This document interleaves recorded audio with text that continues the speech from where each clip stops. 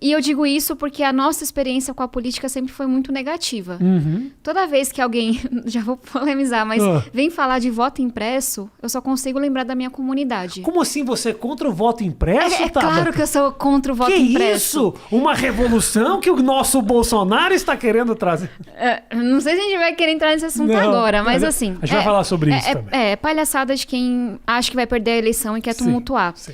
Mas eu cresci num lugar que tem compra de voto até hoje. Então, os candidatos da região, independente de serem de esquerda, direita ou não, eles dividiam a comunidade entre si e iam lá pedir voto. E sabe, não era nenhum candidato, era o cabo eleitoral que vinha dizendo quem você tinha que votar. Então, assim, eu cresci sabendo que aquilo não era pra gente. E aí, como mulher, você liga a TV, ninguém parece contigo. Na escola, tanto na escola pública quanto na escola privada, que eu tive bolsa, ninguém falava comigo o que é um vereador. Qual a diferença entre Câmara e Senado? Então, assim, zero, sabe? Minha família não fala de política. E foi uma trajetória diferente na educação mesmo. Eu tive muitas oportunidades na educação que começaram como Olimpíadas de Matemática de escolas públicas. Então, eu sempre fui nerd. Eu nunca fui a popular, líder da sala. Não. Mas eu gostava muito de estudar. Você sentava na frente?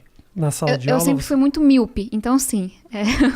Era uma questão de necessidade. Era uma questão de sobrevivência. Não estava querendo brilhar. Eu era super tímida, não estava querendo brilhar, mas eu sempre fui meio míope, né? Mas ninguém passou pela cabeça de ninguém te dar um óculos naquela época, né? Cara, o óculos ajuda muito. O óculos é uma coisa, uma revolução. Eu vou te ensinar. Traz meu, você não conhece, é um negócio chamado óculos, Matheus. É um negócio que muda a vida da pessoa, você tem que ver. Incrível. Não é querendo... Eu tava brincando, Matheus, não precisa buscar. Tava zoando. Não é querendo, tipo, estragar a brincadeira. Mas eu venho de uma família muito pobre. Então, tipo, a gente cresceu num escadão que no começo era uma lona que cobria. Que meus pais foram construindo. Não, e não é pra estragar a brincadeira, mas... Tô me sentindo extremo mau gosto. O primeiro óculos que eu tive... Não, pode até cortar essa parte se quiser. Claro que não. O primeiro óculos que eu tive foi, sei lá, umas freiras. Tô toda vermelha de vergonha já.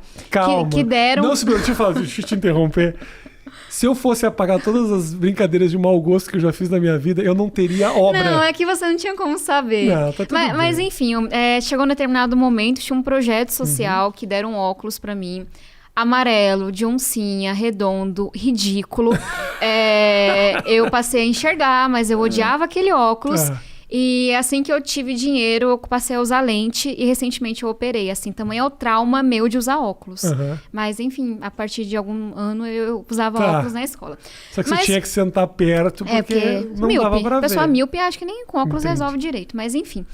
E aí, eu tive muitas oportunidades com professores me apoiando, Olimpíadas de Matemática, que foi uma política pública incrível. E isso me levou a um mundo que não era pra gente. Sabe, eu venho de um lugar em que você cresce ouvindo, vocês vão ser drogados igual o seu pai. Era isso que as pessoas falavam pra gente. Então, quem dirá sonhar um dia em ser política, sabe?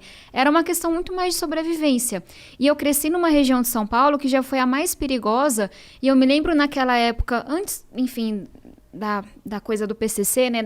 Que tinha as guerras de facções. Eu via gente, tipo, morta indo pra escola, sabe?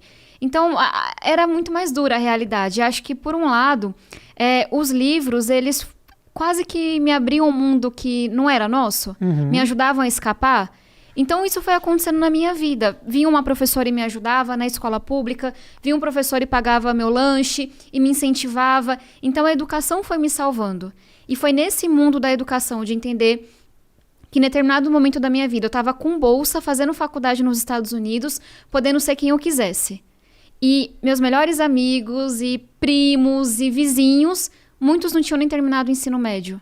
E meu pai, que era brilhante, mega inteligente, não tinha feito o ensino fundamental e tinha morrido para as drogas com 39 anos.